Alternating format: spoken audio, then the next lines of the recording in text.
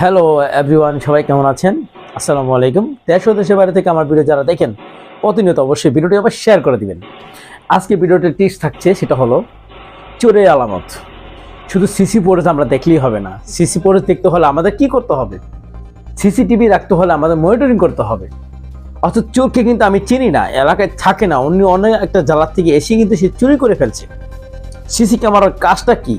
CC ক্যামেরার কাজ হলো আপনাকে সিসি কন্ট্রোল করা, মনিটরিং সামনে বসা। সেখানে দূরত্ব যদি থাকে সিসি বোর্ডে, যে চোরে আপনি ধরবেন কিভাবে? এর আলামত কিন্তু নেই।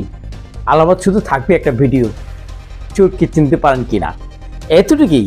কিন্তু এখন কথা হলো, আপনার দোকানদারি করেন, যেটাই করেন, আমাদের কিন্তু আশেপাশে চোর বাটপার কিন্তু ভরে গেছে। এখন আমাদের সতর্ক থাকতে হবে।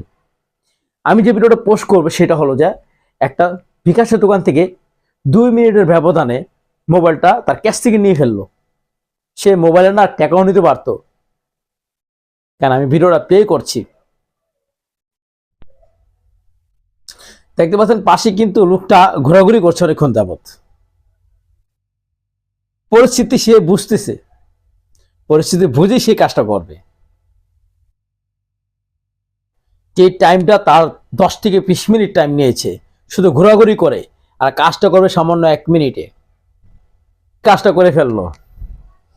আপনাকে এটা ভিডিওটা নজরে রাখার জন্য এবং চিহ্নিত করার জন্য, যেখানে পাবেন তাকে সাথে সাথে আটকাবেন। এবং কি আমাদের আশেপাশে এরিয়াতে এই ধরনের লোক দেখলে অবশ্যই, যদি সন্দেহ হয়, তাকে দাঁড়ি করিয়ে তাকে জিজ্ঞাসা করবেন তার এরিয়া কোথায়, তার থাকে কোথায়, তার বাসা কোথায়, জাস্টিফাই করবেন।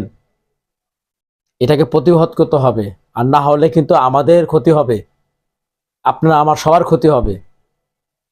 সুস্থ থাকুন, ভালো থাকুন। ভিডিওটি অবশ্যই শেয়ার করতে ভুলবেন না।